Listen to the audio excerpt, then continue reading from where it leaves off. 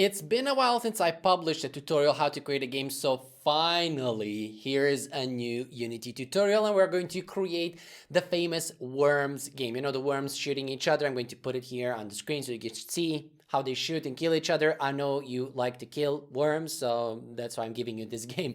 Anyways, you know, I don't want to go too much into detail. Let's just hop in.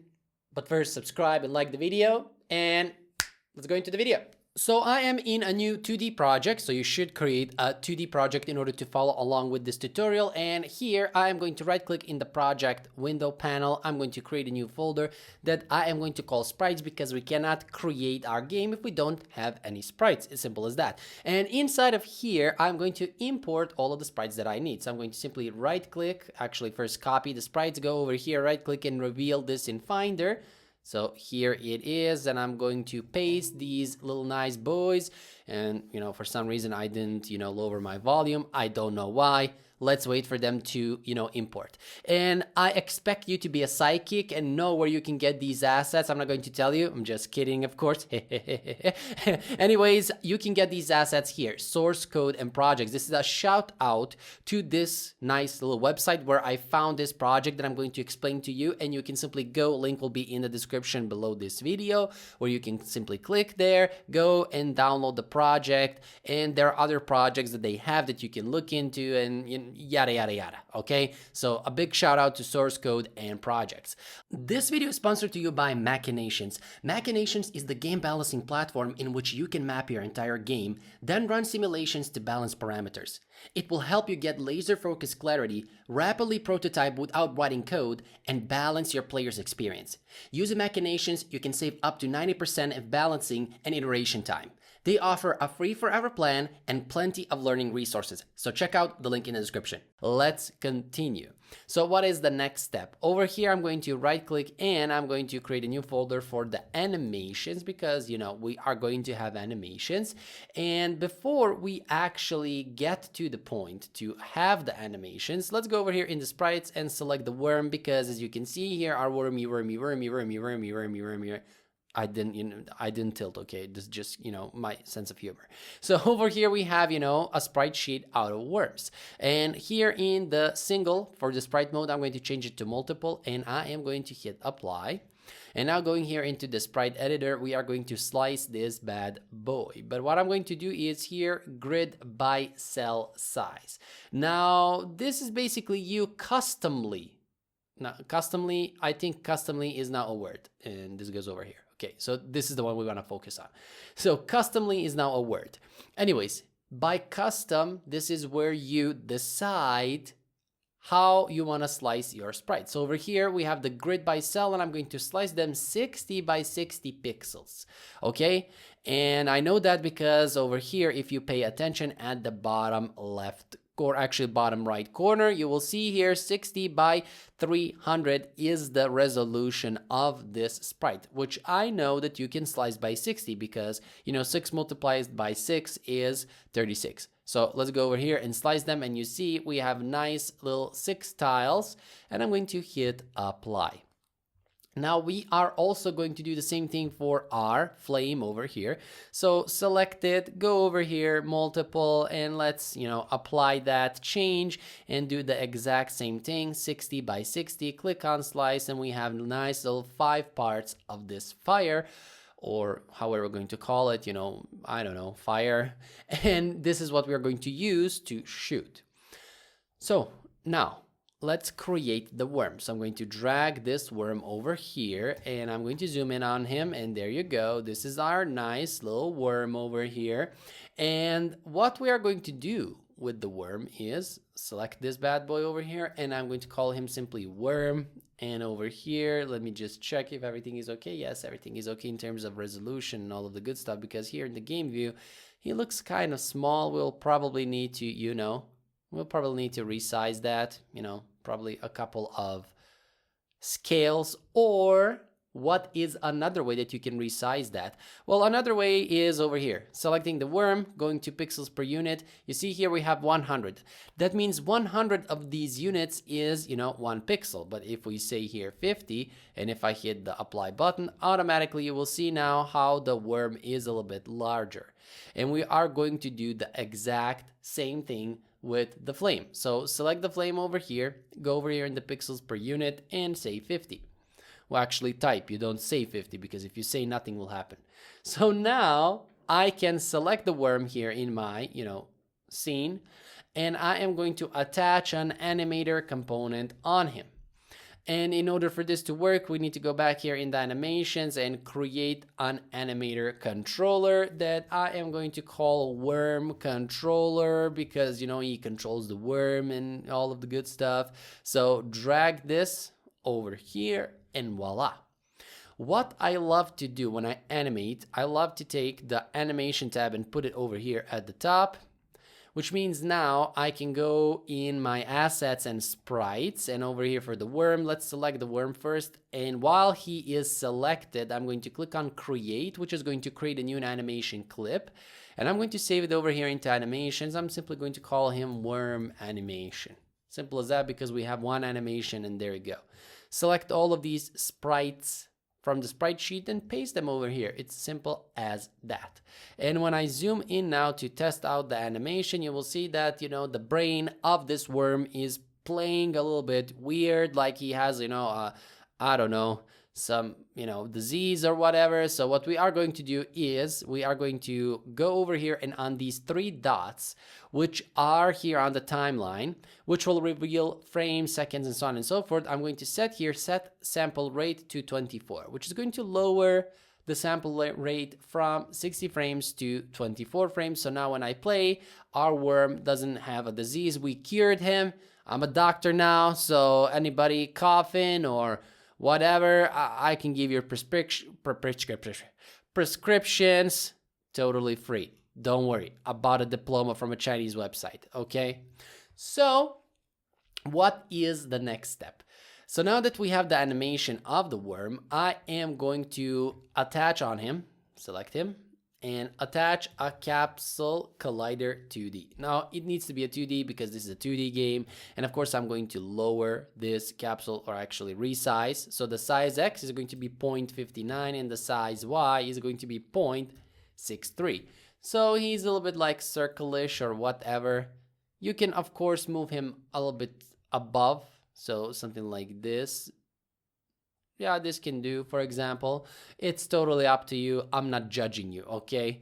So going back over here for the component, I'm going to filter for the rigid body, attach the rigid body component. I am not going to change anything here except for the constraints. I'm going to freeze the Z rotation because we don't want our worm to, be crazy and all of the good stuff. Yeah, that's basically it. So moving forward, inside of our assets, I'm going to right click and create a new folder for the scripts, because this is where the magic happens. No, I'm not going to teach you Bolt. No, don't even ask it. Just kidding. Probably will come in one of the next tutorials. So over here, we have a new script that I'm going to call worm. I mean, we're creating a worm. Did you think I'm going to create an eagle script? No, I'm funny. Laugh. Go back over here, select the worm, and I am going to simply attach the script on him. And before we can go over here, but before we can test the worm, we will need to create the ground. And what does that mean? Well, basically the worm will not have anything to stand on if we don't create the ground. So in order to do that, let's quickly get that out of the way. So doing that, let's go here in the assets and sprites, and I'm going to take the background, put it over here. We see we have some crazy big, big ass background. I'm going to scale it to 0.5 on the Y and the X, so it looks a little bit nice over here. I'm going to take the worm and set the order in layer on 5, so just so that he's always rendered, on top of all other elements. Next, we are going to have a ground. And for the ground, I am going to right click and create an empty game object, and I'm going to call him ground. And I am going to set him over here 0, 0, 0. He is going to have a sprite renderer, because otherwise he will not be able to render sprites, you know. And over here in the scripts, right click and create a new C# script that I'm going to call ground. And we are going to attach that on the worm, of course not, on the ground game object. Now, before we proceed to do all of the, you know, good stuff, we need to select the ground, which is a, you know, a asset over here. And I'm going to change here the texture type in the inspector over here from Sprite 2D to default. So change that. This alpha is transparency. We want it to have, you know, transparency.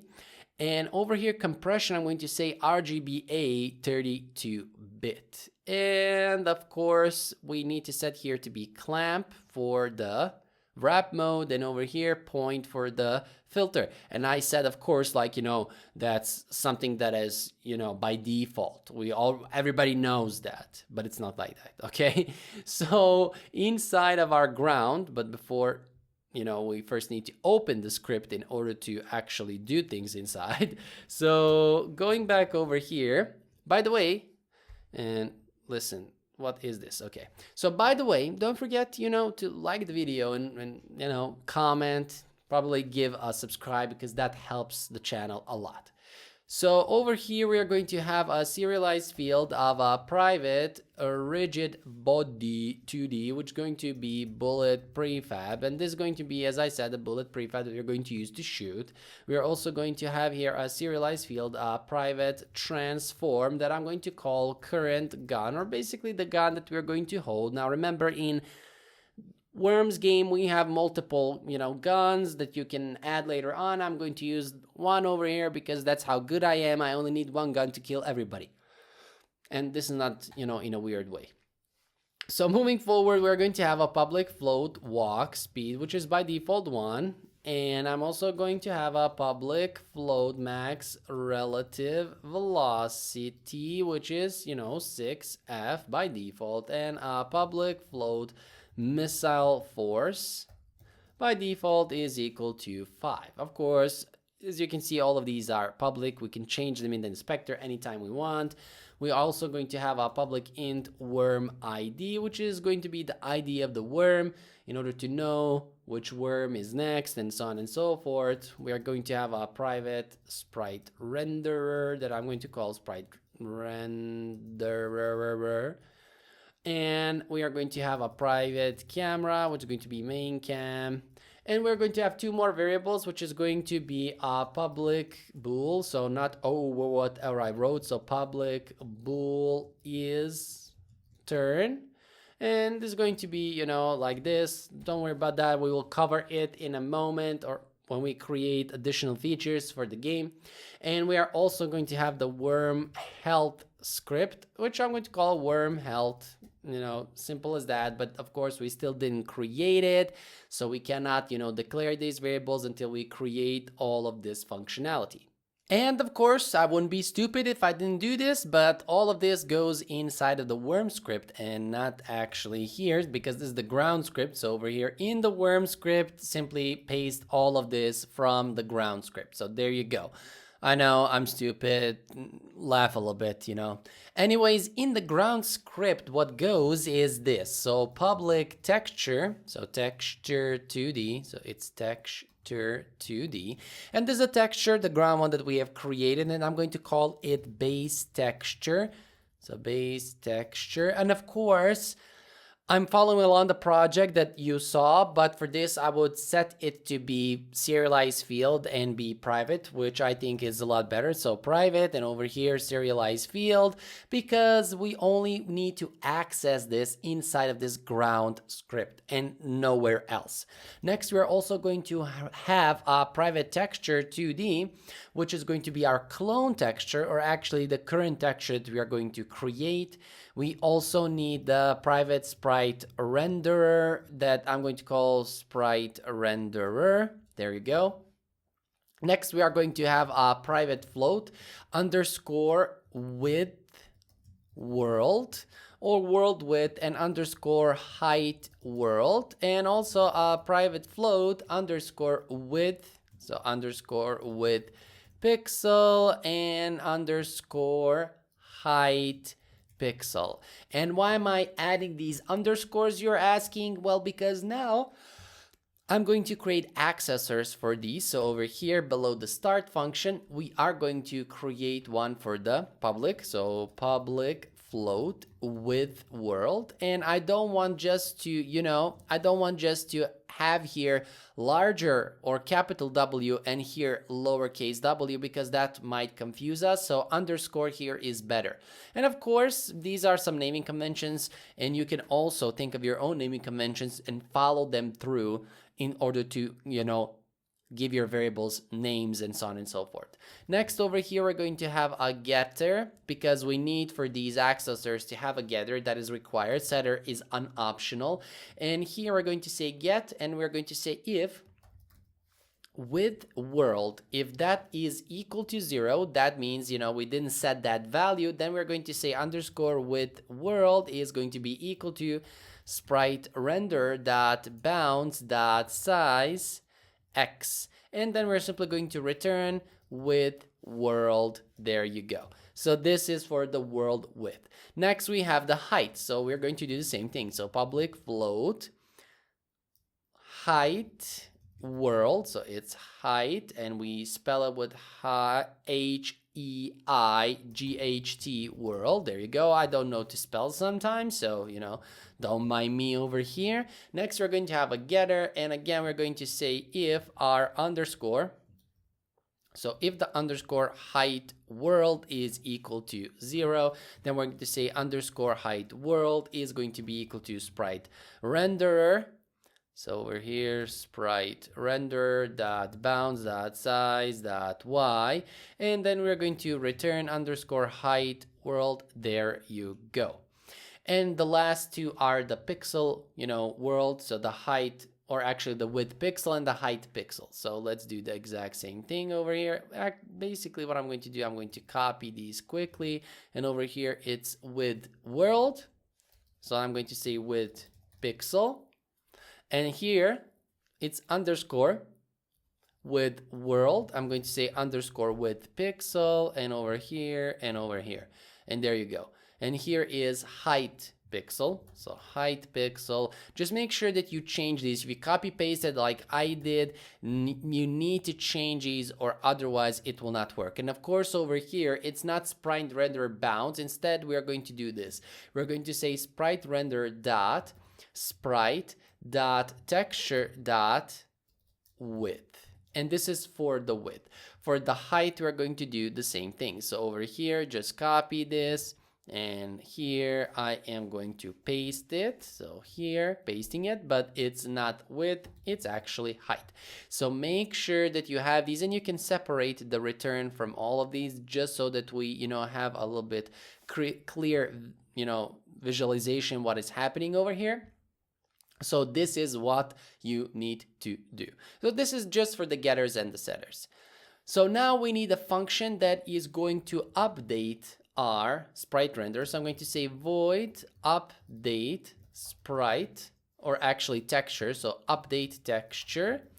And what's going to happen here is that I am going to take the sprite render component, and I'm going to say dot sprite, and that's going to be equal to, and we're going to call the sprite class, so sprite, and we are going to call create, so that we create a new sprite for our sprite render. And we are going to create the clone texture, so the one that is being cloned over here, so this one. So we are going to create it. Next, we are going to add over here a new rect, which is required over here. As you can see, we have a texture, we have a rect, we have a pivot. So we need to add these. And here for the rect, I'm going to say 0, 0. And here for the next one is going to be clone texture dot width. And here clone texture dot height. And last but not least, over here, we need to add a new vector 3, actually a new vector 2, excuse me. And it's going to be 0.5f and comma 0.5f, and over here one more parameter, which is going to be 50f, and there you go. And what did I do wrong? So vector 2 does not contain constructor that takes 3 arguments, and I know that already. I didn't add 3 arguments to it, but apparently Unity here thinks I did. So this goes over here. This goes over here. So new rect 0, 0, clone width. And here we have a comma and we have a new vector 2. I still cannot figure out why it's giving me this. So 0.5 comma. Okay, over here. Here it is. It's 0. It's actually 0.5 like this, not 0 comma and then 5. So this is my mistake. Sorry for this one. Let's go over here in the start function and finally create our ground. And why do I say that? Well, because if we go back over here now, and even if we try to run our game, nothing is going to happen. So if I hit the play button, you will see, there you go, our, worm fell down. Here we have our ground that we are going to use as a ground. So here it is, and I'm going to lower it somewhere around here. So this is going to be our ground, and in order to use it here in the start, I'm going to say sprite render is going to be equal to your get component, and we're going to pass the sprite render component over here. Next, I'm going to say our clone texture, and we're going to instantiate a base texture, so base texture, which is the one over here. So this is how we create the clone one. The base one is here for us so that we can, instantiate new ones, and the clone texture is the one that we're going to clone or use in the game. Next, we're going to say clone texture dot, and we're going to say alpha is transparency to set that to true, because then when we, fire our bullet and the bullet passes through the texture, this is why we need this alpha transparency. And next we simply need to say update texture, the one function that we have created. And the last step is game object dot add component, and we're going to add a polygon, so it's polygon collider 2D. Because we didn't initially add the collider on the ground, if we don't add it, the worm will not be able to stand on anything and he will still fall through, even though visually we have a ground in the game, as you can see over here. So if I hit the play button right now, we will notice that we have a null reference exception, because again, I said I'm stupid, and that, is still valid. So over here in the sprites, we need to select the ground and attach this ground texture in the base texture over here, or otherwise it will not work. And there you go. It's simple as that. So if I hit the play button right now, over here, please mark the texture as readable in the inspector. Yeah, this is also one of the things that I wanted to talk about. I'm glad that I didn't, that I forgot to set it up before this. As you can see over here, what we need to do, you see, it says ground texture is not allowed. Please mark the texture readable in the inspector, or don't instantiate it. Basically, we need to select the ground texture over here, and we need to go over here where it says advanced. You see over here, advanced, and here right below none power of 2, we set here none. And here we have this read write enable. You need to check that checkbox. So if we don't check that checkbox, you see what happens. It is not allowing us to use this texture within our script. I don't know what is the reason. Don't even ask me. If you are really interested to know why is that, you can Google it on your own. But when we enable this read write, then I can hit the play button. And there you go. Unapplied settings. Yeah, I need to apply them. And now, yeah, everything works. But I am going to take the ground and move it a little bit down. So it's going to be somewhere around here. So it's negative 4.9. So let's go, back here, press the play button, select the ground, and set it to negative 4.9. So if I hit the play button again, we will notice here is the ground. We can maybe move it a little bit upwards. I don't know. That is up to you. But of course, in the game, when we start, shooting and all of the good stuff, we can see where we want the ground to be and how much of the ground we want to actually see. But for now, I think this is totally fine and okay. So now moving forward, we can go back here in the project, and we do need to do just one thing, and that is create here a new C# script that I'm going to call Worm Manager. And don't worry, we're just going to add a few things so that we can continue with our worm class. And I'm simply going to double click this bad boy, as you already know. And look at this, because I got a faster computer, loading time for, opening the script is much faster. That is, until Unity starts to go crazy. Anyways, we are going to create here an instance out of our worm manager. So that means we're going to say public static worm manager. So worm manager instance, we know what that is, and I don't know to spell, so instance, there you go.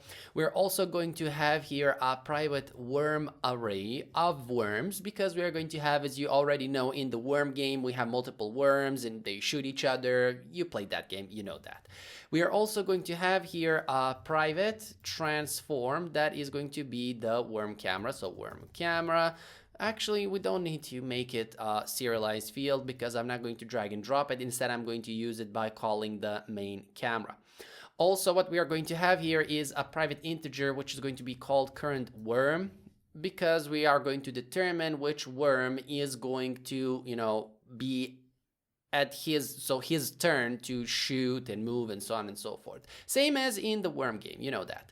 Now, in the awake function is where I prefer to create the instance. So we are going to say if instance is equal to, or actually if it's not equal to null, that means we have a duplicate. Then we're going to say destroy this, meaning this game object. Otherwise, we're going to say instance is equal to this, and there you go. And of course, over here, what we can do as well, just to make things sure, we can do something like this, else destroy. That can be also done. You can also say here return. So basically, this will ensure that we only have one copy out of this worm manager. That is all what we are doing over here. Now, before we proceed, I am going to move all of this, and we are going to create a public boolean or function that returns a boolean that I'm going to call is my turn. So is my turn, which takes an integer I. And from here, I am going to simply say return if I is equal to the current worm. That's all there is to it. Why do we need to do it like this? Well, because now I can go here in worm, so this one over here, and you remember that we have our worm ID. We didn't create it, but we did this, or actually we created this, but we didn't create this. If you remember, I said that this public bool is turn, meaning if it's the turn of the current worm. We are going to get by typing here get, and then we're going to return over here worm manager dot instance dot is my turn, and we're going to pass the worm ID. That's all there is to it. And of course, semicolon to end this. Don't worry about the health, we will have it later on when we create that script, but basically this is going to tell us if it's our turn to, do stuff.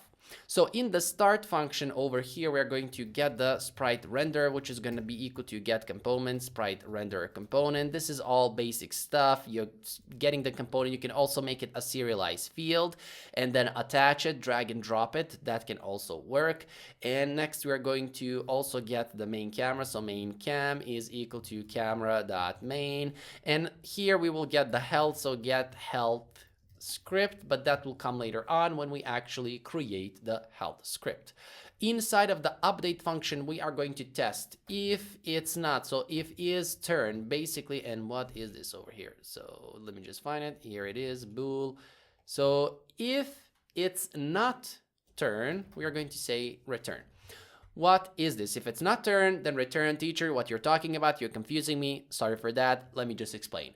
If you are completely new and you don't know what an exclamation mark is, that means basically the opposite. So over here is turn will return a Boolean value over here. As you can see from the worm manager, where we are testing if I that we pass over here, if it's equal to the current worm.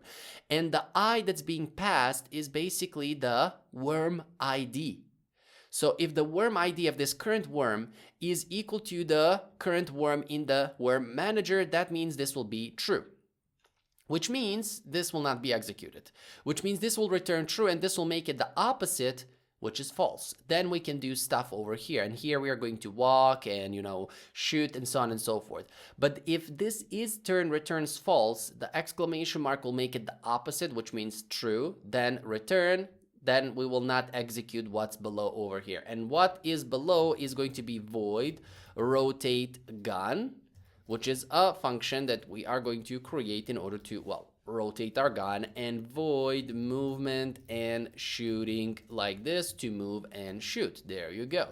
So over here, rotate gun, and over here, movement and shooting. So this is going to happen. And depending on if it's our turn or not, we will be able to rotate the gun and move. Otherwise, we will not be able to rotate the gun and move.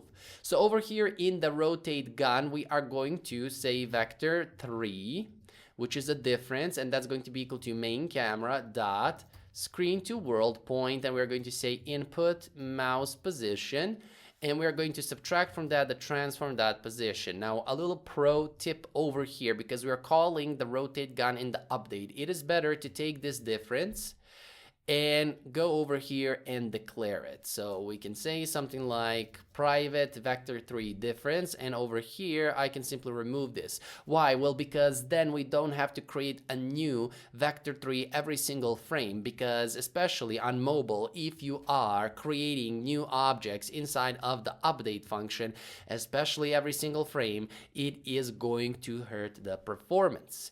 So next we are going to call diff normalize. And what is normalize? Well, basically over here, let me just say or see if we can go over here, normalize. Well, it's not allowing us to, or actually it's not displaying that, but normalize will make the length of the vector equal to 1.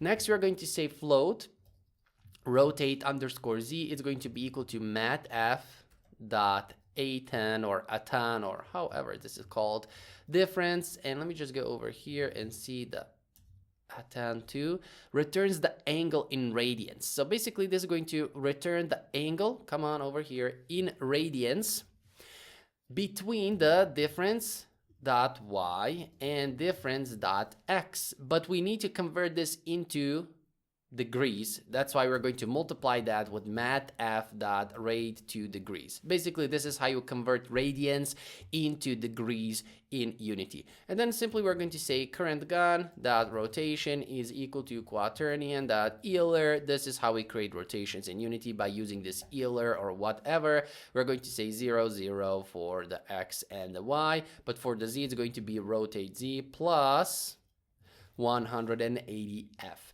And there we go. This is when it comes to the rotation. Now, in order for us to test this, what we need to do is go back over here into Unity.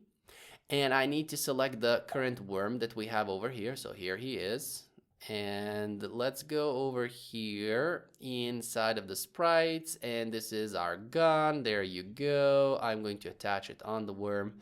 And I am going to set the position 0, 0. There we go.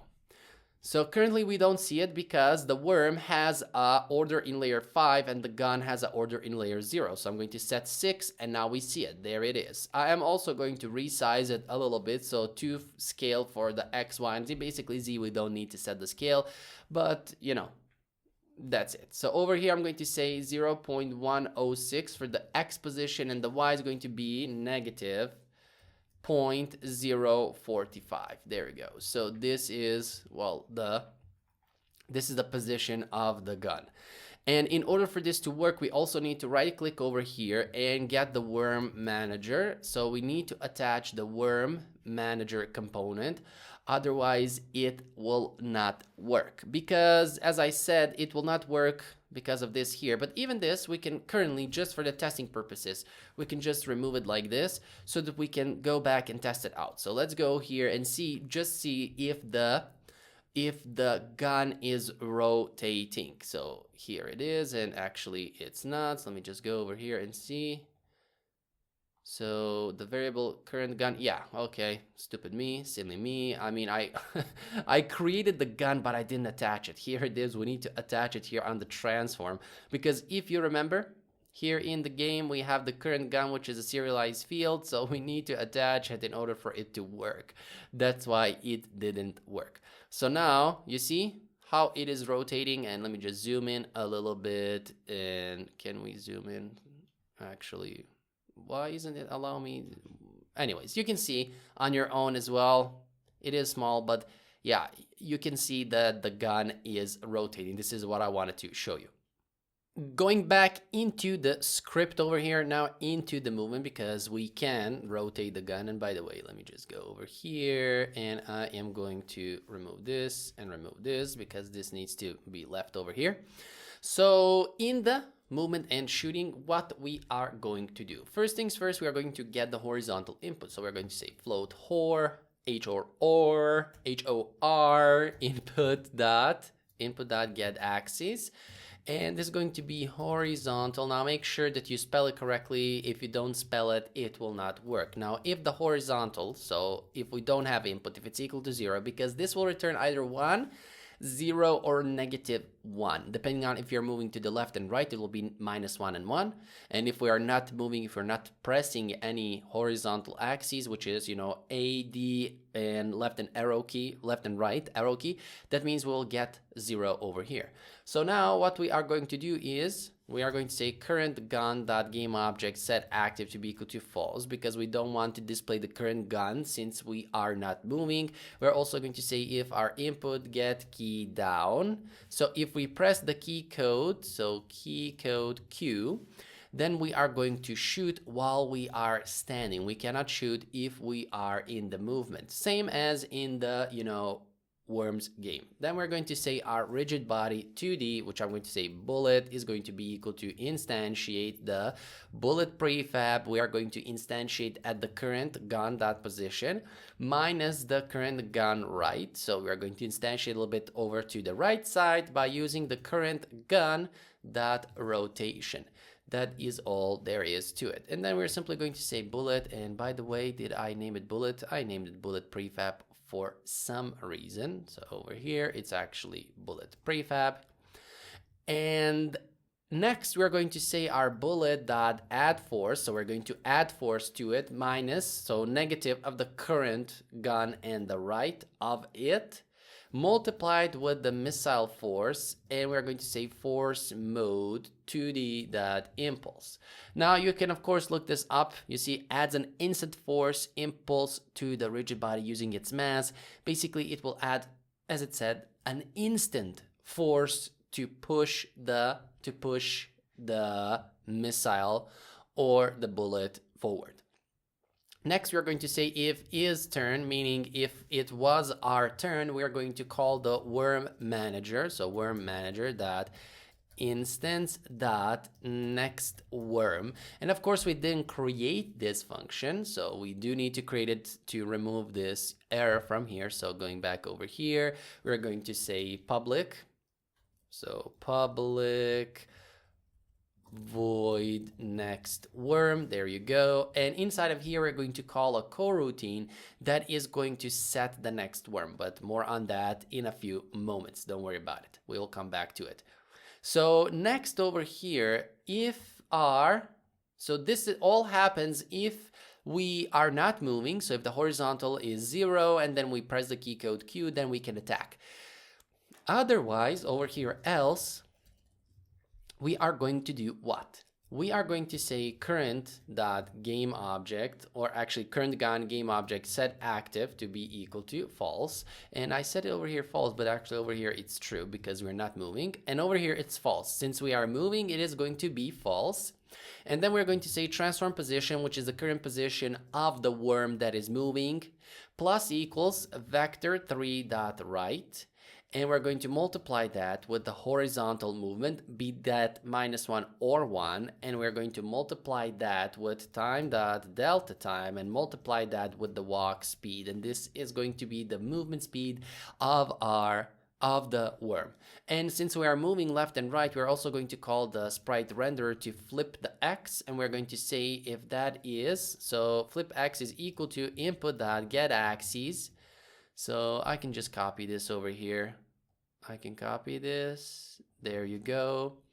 And I can say something like if input.getAxis horizontal, if that is greater than 0. And this is going to allow us to move left and right. And we can test this out. And again, I will need to comment this out. So just a moment so that we can actually see. We do not have the bullet, so we're not going to shoot. That needs to be clear before we continue. But what we can do is we can move. As you can see, we can move. And when we, you see, look at that. So when we move, we don't have the gun. When we stop, we have the gun. So moving, no gun, not moving, we have the gun. So movement is working, and that is, totally fine and cool. It works. So yeah.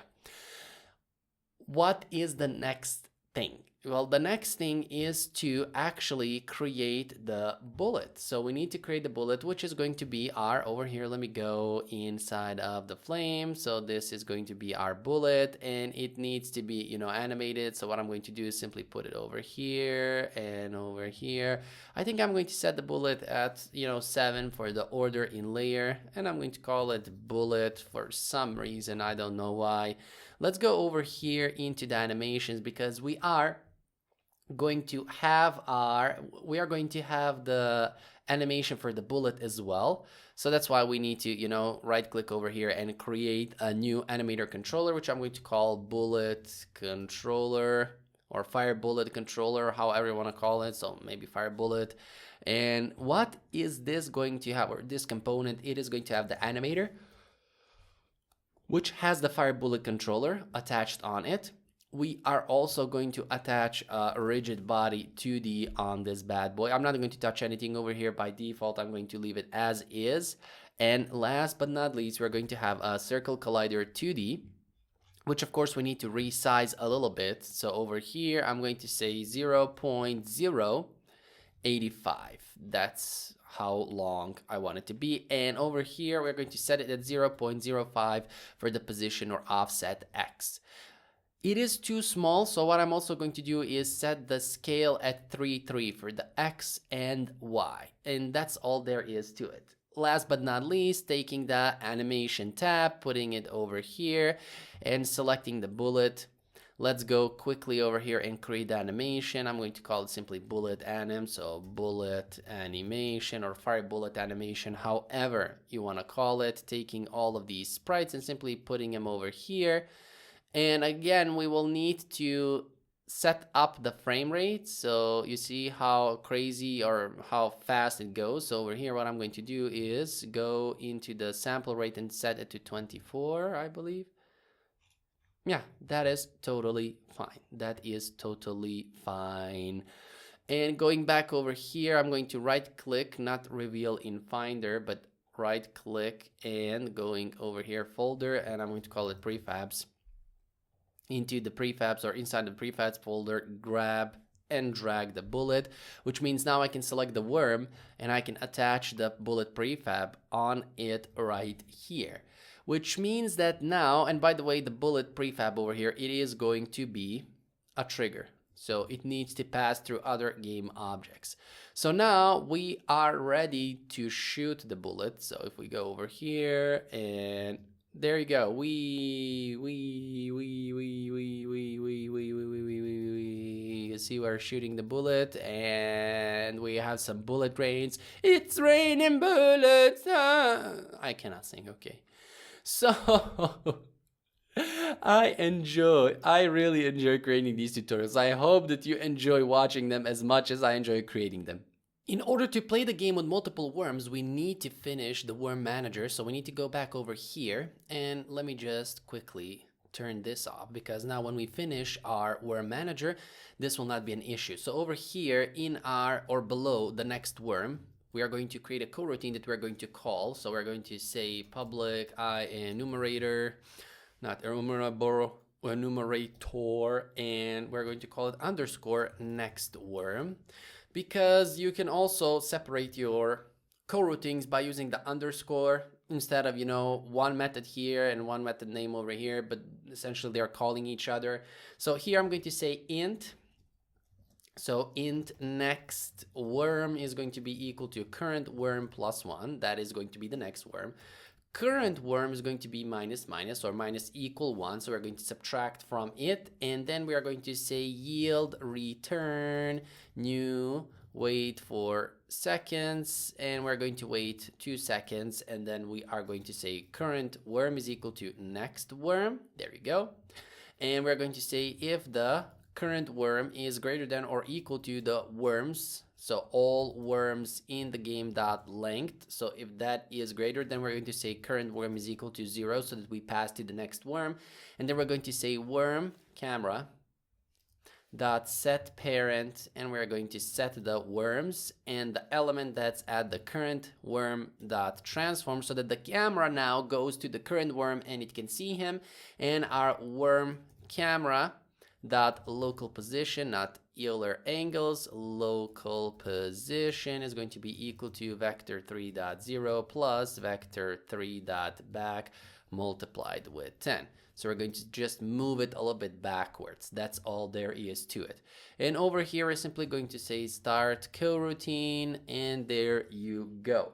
Now, of course, this still doesn't work because we didn't set up things here in the start function.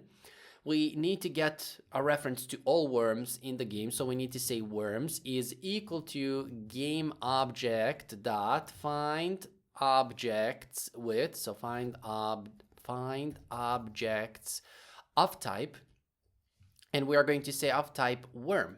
So all objects that have the worm class attached on it, or worm script. Our worm camera, so worm camera is going to be equal to camera.main. There you go, simple as that. And now we are going to assign, and what did I say over here? Camera main.transform. And now we need to assign IDs to the worms. So we are going to say for int I equal to 0 as long as I is less than worms.length I plus plus. Then we are going to say over here worms, and the element that's at I index dot worm ID is going to be equal to I that we pass from the iteration. And finally, here we're going to say next worm to call the coroutine, so that now we are going to set this to the next worm that we have in the game, or basically the worm that is, inside the game, and he can be controlled and so on and so forth. So if I go back over here, and in the scene, we are going to have multiple worms. So this is going to be worm 1. So I'm going to simply rename him to worm 1. So worm 1 duplicated. This is going to be worm 2 duplicated, worm 3 duplicated, worm 4.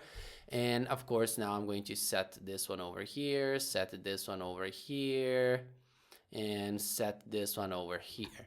So now we have worms, or 4 worms in the game. When I hit the play button, notice now how the camera is going to change. Okay, so this is now the worm that is at order. He can now shoot. So when I do this, so if I shoot, you will notice now it is going to change to the second worm. So if I shoot now, it is going to change to the third worm, and so on and so forth. And by the way, we can also turn off their guns by default. So for every worm, it can be turned off because he is not moving.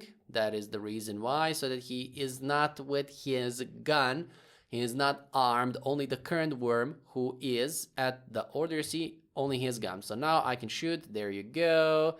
And now the next worm is with the gun, so he can move over here. And of course, we have some, bugs. The gun is visible. Of course, you can fix that by, tampering a little bit in the code. That is up to you. I'm going to leave that to you so that you can fix it, because how can you learn with no assignments? This is like school. I'm becoming boring. Asymptote is now a school. Sit down and you cannot go to toilet, okay? Piss in your pants. This is what teachers used to tell us. Piss in your pants. You cannot go in the toilet.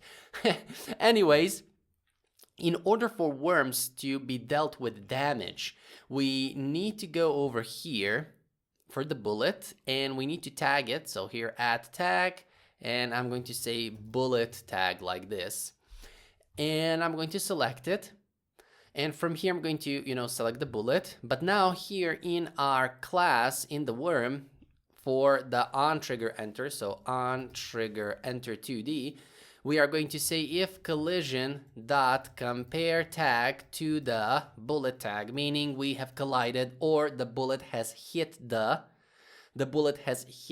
worm.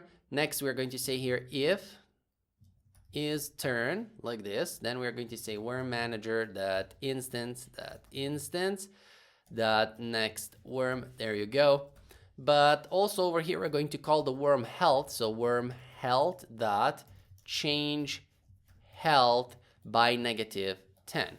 Now of course we still didn't create the health script, but now we're going to do that so that we can, subtract health from the worms. Let us first create the UI for the health before we proceed to create the script for the health. So right click on the worm one and go here under UI and create a canvas. Not input field, no, but it created a canvas, so yeah. Anyways, it's going to be our health canvas. And I'm going to set the screen space to world space over here. So render mode is going to be world space and the position is going to be 0 and 0.5 for the Y. And I'm also going to set here the width to be 800 by 800. So width and height 800 by 800, but still you see the canvas is fairly large. You cannot even see it, okay, because it's really large. What I'm going to do and set the sorting layer to 10 because this one is going to be in front of everybody else. What I'm going to do is take here the scale. So the scale X is going to be 0.001 and Y is going to be 0.001. There you go. So both of these are going to be scaled. So now we see the canvas. If I remove the background, now you will see this, box over here. That is the canvas. Inside of this canvas, we are going to add a BG. So it's going to basically be an image. So UI image that I'm going to call BG, simple as that. And we are going to set the width of it to 800 and the height to 300. And last but not least, we are going to have a UI text, which is going to be our health text. So over here, you're going to say health text. And the width of it is going to be 800. The height is going to be 300. And let's set over here the alignment, middle center, and so on and so forth. Over here, I'm going to say 100, like the default value, and the font size can be 203. So 203, there you go. And voila, we will need to, unfortunately, delete all other worms because, I don't want to create this multiple times. I'm simply going to copy and paste them. But before I do that, let's go over here inside of the scripts folder and right click and create a new C# script that we are going to call worm health. Finally, I'm going to select the worm one and attach it on him. So worm one has the worm health script. Let's go over here and what we are going to do. So class, first declare it, of course, as a class. But now we can also get a reference to it. So you can go over here inside of our worm. And at the top, you see over here, finally, we have the worm script. We are going to say private worm health. And from here, when we get, you see over here, get the health script is equal to get component worm health. And voila, there you go. And voila, so we have the worm health. Of course, over here, I am going to call this change health. Don't worry about the error that is going to show us right now because we still didn't create that function inside of this script, but we will soon. So over here, I am going to create a public int health, not indexer, int health, and public int maximum health, which by default is going to be equal to 100. And we can probably set this to be private as well. So private health. We are also going to get a reference to the text. So we will need Unity Engine UI. And that means that we are going to get, or we can say here, serialized field, private text. And this is going to be health txt. So health text. And inside of the start function, we're going to say health is equal to the maximum health. And our txt.text is equal to health.toString, simply to display it in our game. And last but not least, we need the function. So public void change health like this, takes an integer change. And we are basically going to say health plus equal to the change, not health change. There you go. And if the change is a negative number, that means we are adding to the health a negative value, which means if health is 100 and we say the change, which is this parameter, is equal to -10, that means 100 minus 10. There you go, you got the point. If our health is greater than the maximum health, we are not going to allow that, so we're going to say health is equal to maximum health. Else, if our health is less than or equal to 0, then we are going to say health is equal to 0, and last but not least, text or txt health or health txt dot text is going to be equal to health to string. Simple as that. Now these are all basic things, and this error over here is going to go away. As you can see, I said -10, so now we are going to subtract 10 from the health. And as I said, this is very simple. If you followed at least one of my tutorials, you saw me doing something like this or similar or whatever. Now, before we proceed, we will need to attach the health text. Don't forget to do that. So health text goes over here, and it needs to be attached, otherwise it will not work. So now again, one more time, because I was, stupid, we are going to say here worm1 is going to be worm2. And what did I do? Okay, it's over here. Worm2 duplicated worm3, duplicated worm4, and voila. And again, we need to move them one by one. So this one can go over here, this one can go over here, and this one can go over here. Which means now I can turn on the background. We see everything if I hit the play button. And now when we hit one of the worms, so okay, now we have this worm, and if he hits another worm with the bullet, and we didn't hit it, okay. So let's try to hit this one with the bullet. You see now he has health of 90. There you go. If I hit this one, health of 90. If I hit him again, health 90, you see that this is basically working. So this is how we are going to create our health. Now, the last step, what we need to do is go back inside of the ground just so that we can add. So we have the floats and the update texture and the whatnot and so on and so forth. What we need to do is add inside of our texture, we need to add holes depending on the bullet that passes through it. So first things first, below the update texture, we're going to create a vector or a function that returns a vector to integer. And what is this? Representation of vector 2 of 2D vectors and points using integers. So not floats, but integers. And we're going to say world to pixel, which takes a vector to position. So what's going to happen over here is we're going to say vector 2 int v is equal to vector 2 int dot 0, just so that we can, declare it, and then we are going to return it at the end. But before we do that, we are going to say our float dx is going to be equal to position.x, that is being passed here as a parameter, and we're going to say minus transform.position.x. Our float dy is going to be equal to, again, position.y minus transform.position.y. There you go. And it's POS, not pokes. It's POS. And here v.x is equal to matf. So it's matf dot round to integer. So we're going to round to integer 0.5 multiplied with width pixel plus dx and multiply that. So that is going to be multiplied with width pixel divided that by width world. There you go. So this is going to be our vx, or the vector to integer for the x. For the y, vy is going to be equal to matf round to integer, so round to int, and it's going to round 0.5f multiplied with the height pixel plus the dy multiplied with, you can assume over here, it's going to be the height pixel divided by height world. And these are how we are going to achieve the world to pixel. Basically, we're getting world coordinates to pixel coordinates so that we know how many pixels we are going to subtract from the texture.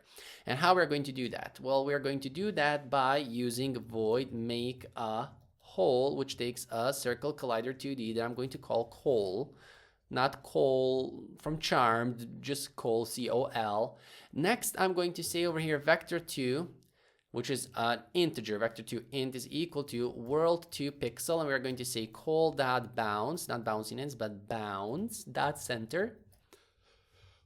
So passing the collision center, bounds.center to the world2 pixel, and this is how we are going to get it because that is based on the bullet or the fire one that we are going to fire. So int r is going to be equal to matf dot round to integer. And who are we going to round? Well, we're going to round our collision dot bounds dot size dot x multiplied with width pixel divided by width world. And why are we doing with width pixel and width world, and over here again width pixel, it's width world?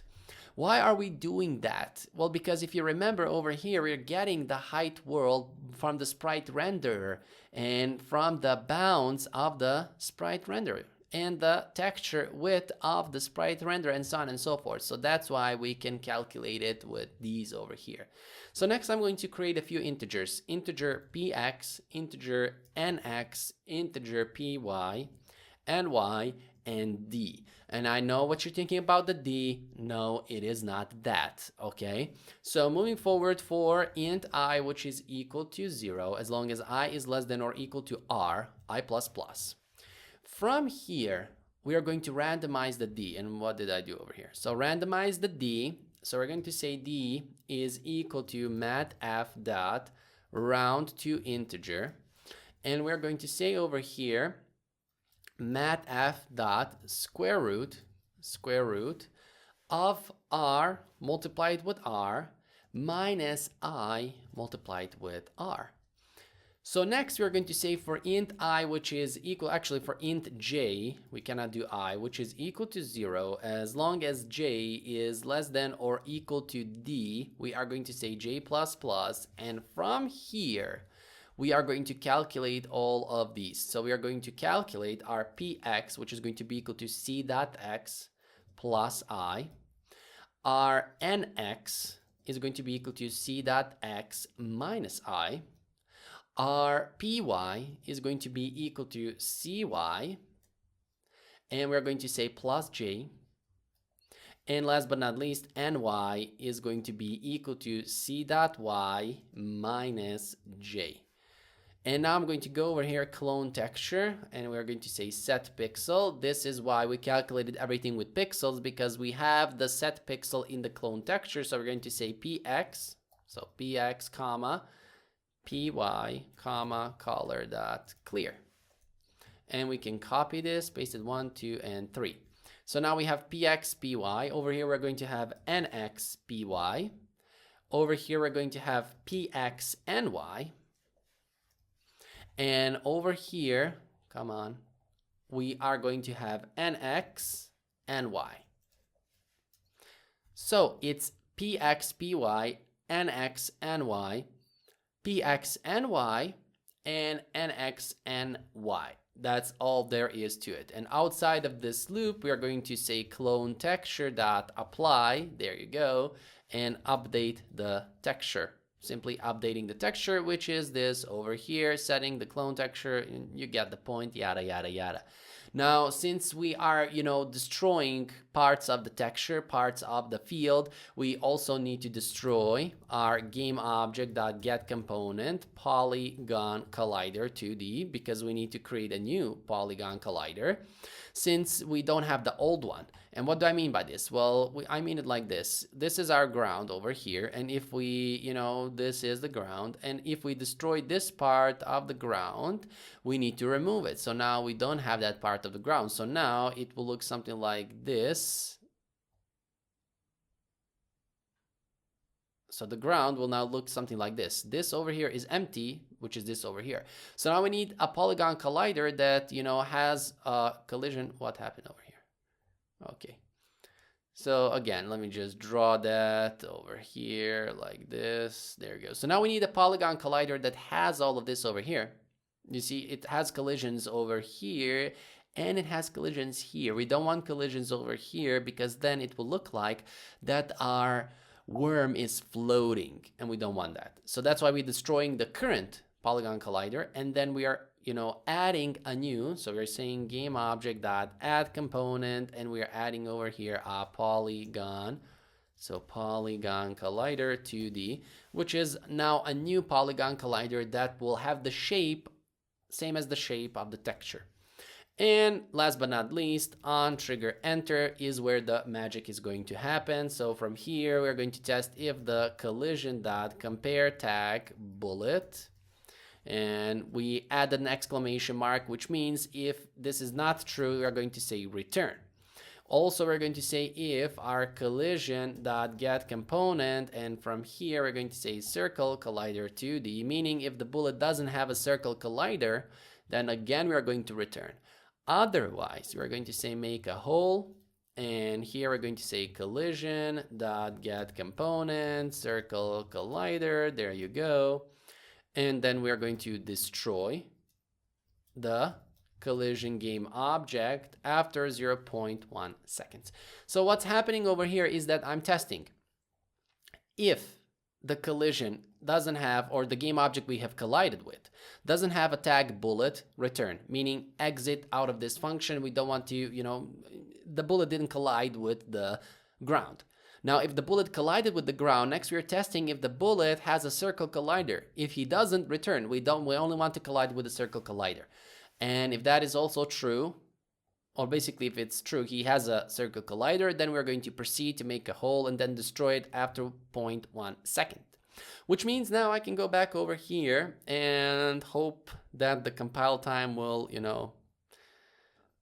be quick, which it was. So now we can go over here and voila, there you go. If I shoot somewhere, we will see, there you go, there you go. You saw that, okay? I mean, you're not blind, you saw it, and we cannot pass each other. So yeah, probably you can set that, you can set that into layers. There you go, and voila. So now I can go over here. I don't know how good this is. Oh, yeah, it is, well, nice.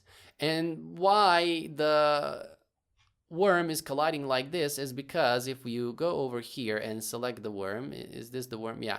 You see he has, a circle collider, and if I select the ground, you see how the shape, it went over here. Probably this can be fixed a little bit better so that the shapes, are, from here and here and here. When I say from here, currently you see here are the shapes for the collision, this over here. But we can probably make them like this. That is also one of your assignments that you need to find how we can achieve this. And I believe it's something easily Googled. And why I don't want to do it for you is because you need to get used to Googling things, because that is how you will get a better, you will become a better developer, and period. If you don't know how to Google, you're not a good developer these days. Period. Full stop. And that is it. Thanks for watching this tutorial video. I hope you liked it and enjoyed it as much as I did creating it. And again, I want to thank to the source code website for providing the source code for this game. So check them out. Link is in the description below. They have other source codes for Unity games that you can use, and probably you're going to copy and just, publish them online. You know who you are. Anyways, like the video, subscribe, and thank you guys again. I will see you in the next video.